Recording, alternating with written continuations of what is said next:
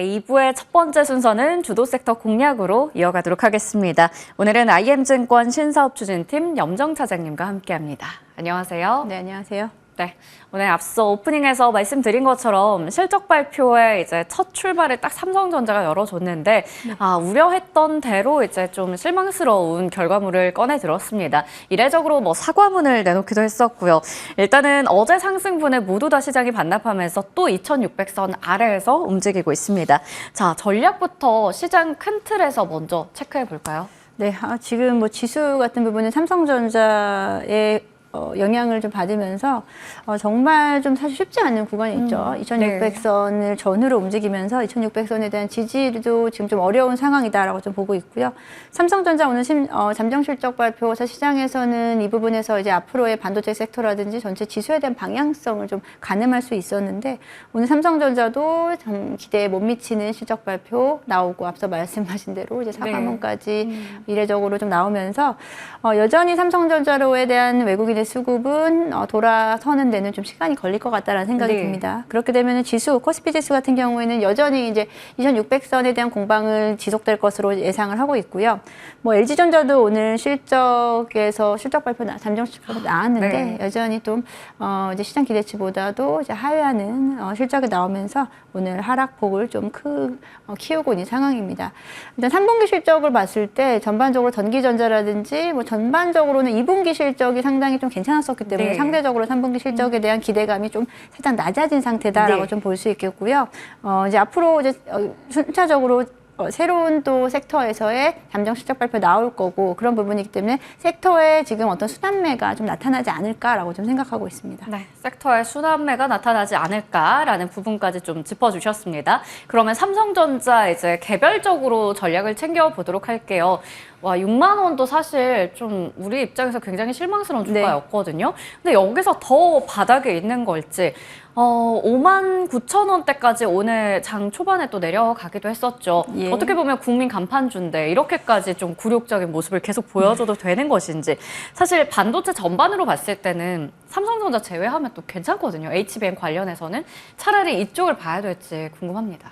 HBM 쪽에서 말씀을 하신 대로 근데 그렇게 전반적으로 지금 전기전자 쪽이라든지 AI 반도체 쪽에 대한 부분에서 아직까지는 다시 한번 시장을 주도할 만한 강한 모멘텀은 좀 사실 좀 부족한 상황이다라고 좀 볼 수 있겠고요.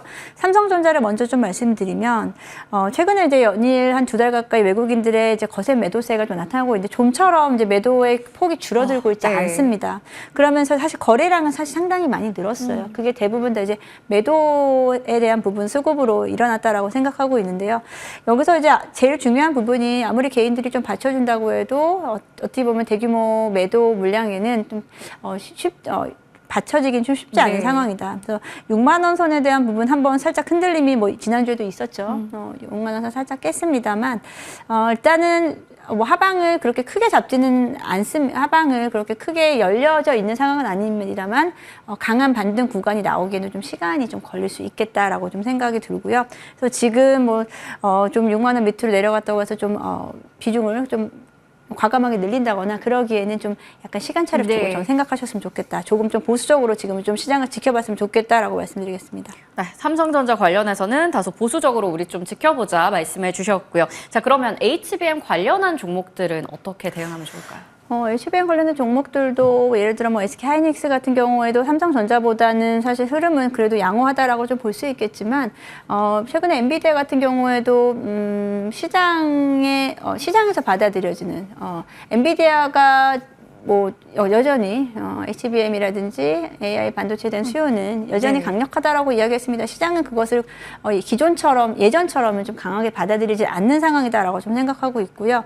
SK하이닉스도 보통은 이제 삼성전자가 좀 빠지면 SK하이닉스는 좀 오르기도 하고 좀 상반된 모습을 보여주는데 지금 약간 좀 분위기는 좀 동조화되는 현상을 좀 나타내고 있습니다. 그래서 HBM 쪽도 일단은 시장의 분위기를 좀 더 살펴야 될 것 같고요. 한미반도체 같은 경우에도 최근에 사실 추세를 잡기는 조금 좀 어려운 국면으로 좀 보여지고 있고 지금 오늘 나온 뉴스에서는 SK하이닉스가 또 하나정밀기계와의 또 TC본더 협력에 대한 부분이 나오면서 2원화, 3원화에 대한 이야기가 나오고 나오고 있기 때문에 뭐 HBM 관련해서 기존에 조금은 주도 종목들이었던 부분들이 살짝은 좀 흔들림이 있을 수 있겠다라고 생각하고 있습니다. 네, 기존의 주도주였던 종목들의 흔들림까지 좀 예견해 주셨습니다. 이 부분은 체크가 좀 더 필요해 보이네요. 자, 그러면 이번에는 2차 전지 이야기를 해보도록 할게요. LG 에너지 솔루션이 어제부터 해서 좀 긍정적인 뉴스들이 계속 나오는 것 같습니다. 그런 가운데 캐즘에도 불구하고 일단 선방하는 실적까지 내놓았거든요. 네. 그렇다면 2차 전지 섹터, LG 에너지 솔루션 중심으로 해서 다시 한번 일어설 수 있을지 그게 아마 가장 중요한 포인트가 되지 않을까요? 밸류체인 중심의 업황에 대한 기대가 어떻게 보세요? 네, 일단은 말씀하신 대로 LG 에너지 솔루션의 잠정 실적 발표에서는 그래도 우리가 기대했던 것보다는 네. 긍정적으로 나왔고 결국은 또 이제 2분기가 저점이었다는 부분을 시장에서는 확인한 것 네. 같습니다. 3분기가 드라마틱한 어떤 반등은 나타나지는 않고 있습니다만 4분기에서 내년으로 이어지는 부분에서는 실적 개선세가 드러날 것이다라는 부분. 사실 이 상황은 LG엔솔이 최근 한 달여 넘게 주가가 반등하는 구간에서 일정 부분 좀 선반영이 되고 있었다라고 네. 좀 볼 수도 있겠습니다. 여기에서 실질적으로 이제 전기차에 대한 수요가 나타나는 부분 그리고 이제 다시 한번 최근에는 이제 배터리 셀 관련해서 뭐 개별적인 어떤 모멘텀이 계속 나타나고 있다는 점은 2차 전지 섹터 전반적으로 좀 긍정적이다고 볼 수 있겠고요. 아무래도 우리 시장은 반도체와 2차 전지 투톱의 어떤 세력 다툼도 있거든요. 순환 섹터에 네. 또 순환매가 있기 때문에 그 부분에서 또 반사수혜를 좀 보는 부분도 없지 않아 있습니다. 그래서 지금 2차 전지 쪽에 대한 부분은 일단은 기존에 이제 홀딩으로 접근을 하셨으면 좋겠고요. 뭐 예를 들어 뭐 그렇다고 해서 뭐 강하게 이쪽에 대한 보유 비용을 확 늘린다라고 네. 하는 부분은 조금 아직까지는 좀 신경을 써야 될 부분이다라고 생각하고 있고요. 지금 최근에는 LG 에너지 솔루션이 가장 큰 흐름적으로는 가장 긍정적으로 나타나고 네. 있고 말씀하신 대로 뭐 밸류체인이라든지 뭐 최근에는 2차 전지 장비 쪽이라든지 2차 전지 소재 쪽에서도 흐름이 좀 나타나고 있다라는 점. 전체적으로 2차 전지는 지금 최근 한 달여 전부터 반등이 좀 이어지고 있는 상승 국면에 있다라고 말씀드릴 수 있겠습니다. 네. 전체적으로 2차 전지 섹터 한 달 전부터 해서 조금씩 이제 반등의 모습을 그려가고 있습니다. 일단은 홀딩 관점에서 얘기를 주셨지만 또 LG 에너지 솔루션 밸류체인 관련해서는 우리 긍정적으로 볼 수 있을 것 같은데 앞으로의 추세 보면서 전략도 꼼꼼히 채워보도록 하겠습니다. 자, 그러면 다음 이슈입니다. 상반기의 대표 실적주였던 화장품 실적과 함께 주가도 날아갔었는데 하반기 들어서는 중소형이나 ODM 쪽은 좀 괜찮은 것 같은데 이 대형주는 또 부진합니다. 특히 오늘은 LG생활건강, 아모레퍼시픽이 크게 밀리기도 하죠. 중국의 경기 부양에 대한 기대감에 올랐었는데 그게 다소 또 아쉬웠다라는 평가도 나오고 있어요. 이 안에서도 참 엇갈리거든요. 옥석가리기가 그 어느 섹터보다 중요할 것 같은데 어떻게 보세요? 네, 화장품 섹터도 말씀하신 대로 지금 이제 종목별로 조금 주가의 흐름이 최근에 네. 다르게 나타나기도 하고요. 이제 9월 수출 데이터에서 우리가 우려했던 것보다는 그래도 화장품 섹터의 수출에 대한 그 상승세는 좀 더 이어진다라고 좀 보고 있습니다. 네. 그리고 화장품 같은 경우에는 또 연말에 이벤트적인 부분에서 좀 기대감이 좀 살아있다는 점에서 다시 한번 좀 반등이 나오긴 했습니다만 네네. 계속 조금은 좀 불안정한 좀 흐름을 나타내고 그러니까요. 있죠. 네. 이제 하루 상승이 나오면 오늘 같은 경우에는 대부분 종목들도 이제 급락이 나오면서 네. 종목을 대응하기 조금 어려운 구간이 네. 있다라고 좀 생각하고 있어요. 특히나 말씀하신 대로 아모레퍼시픽이라든지 뭐 LG생활건강 이런 종목들 특히나 아모레퍼시픽은 뭐 최근에 중국 관련된 부양책 이슈로 또 급등이 나왔다가 또 그에 대부분 다 다시 반납하고 네. 그렇기 때문에 기존에 이제 아모레퍼시픽이라든지 중국 관련주들을 말씀드릴 때 중국 수혜 부양책은 단기적에 끝날 것이다라고 좀 말씀드렸었고 결국은 북미 매출이라든지 다른 다국적 매출에 대한 부분이 늘어나야지만이 주가가 정상적인 어떤 상승 흐름을 이어갈 수 있을 거다라고 좀 보고 있습니다. 그래서 지금 같은 경우에는 중국 관련된 부분은 좀 배제하셨으면 중국 관련된 어떤 기대감을 좀 배제한 상태에서 네. 접근하셔야 될 것 같고요. 지금 좀 변동폭을 좀 그러니까 한마디로 종목이 지금 장중 변동성이 좀 커요. 맞아요. 이 종목들이요. 맞아요. 그래서 네. 대응이 좀 힘든데 오히려 그렇게 될 경우에는 저는 좀 낙폭과될 종목 쪽에서 오히려 밑에 자리에서 받치고 있는 종목들을 매수한 후 이에 대한 반등을 기다리는 것도 나쁘지 않을 것 같다라고 생각하고 있고요. 최근 고점 대비해서 많이 빠져 있는 종목들을 보게 되면은 뭐 클리오라든지 뭐 CNC 인터내셔널 같은 ODM 기업들 그리고 뭐 iFamilySC 이런 종목들이 있어요. 근데 이제 빠지는 데는 다 이유가 있거든요. 네. 그래서 이제 3분기 실적이 어떤 분기점이 될 수 있을 거다라고 좀 생각해서 관련된 뉴스라든지 관련된 흐름을 좀 잘 체크해 보시면서 좀 낙폭과대 종목에서 기회를 찾아볼 수 있을지 한번 보시면 좋을 것 같습니다. 네. 차별화 양상을 나타내고 있는 섹터다 보니까 여기서 이제 옥석 가리기 중요한데 그 안에서도 가격적인 부담이 덜한 낙폭 과대주 그런데 또 실적도 꼼꼼히 체크해서 종목을 선별해보자 이렇게 전략 챙겨주셨습니다. 자, 그러면 아무래도 지금 실적 시즌이 이제 열린 만큼 여기서 종목을 좀 압축해 봐야 될 것 같습니다. 네. 자, 관심 종목 어떤 거 좀 보고 계세요? 네, 저는 지금 그래도 실적 시즌 관련해서 이제 이번 주부터 실적 관련된 종목들 리포트가 나오기 시작했습니다. 그 중에서 실적 최대 3분기에 대한 최대 실적 기대감 나오는 종목들 몇 종목 보이더라고요. 네. 그 중에 이제 서진 시스템을 좀 가지고 왔습니다.